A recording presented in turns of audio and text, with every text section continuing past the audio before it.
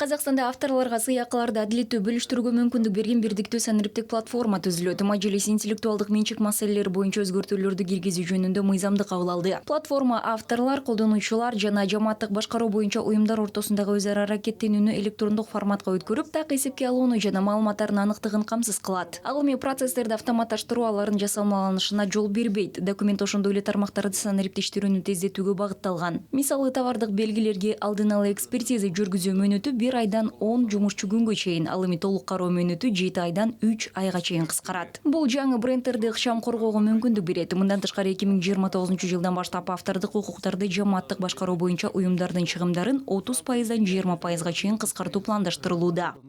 Басты максаты зияткерлик менчик саласындагы заңнаманы жетилдирүү. Негизги максат интеллектуалдык менчик жаатындагы мыйзамдарды өркүндөтүү, чыгармачылык ишмердүүлүктүн натыйжаларын жана индивидуалдаштыруу каражаттарын пайдаланууга байланышкан укуктук мамилелерди өнүктүрүү. Марракеш келишимине ылайык автордун макулдугусуз эле көрүүсү начар адамдардын жарыяланган чыгармаларга жетүүсүн камсыз кылуу каралган.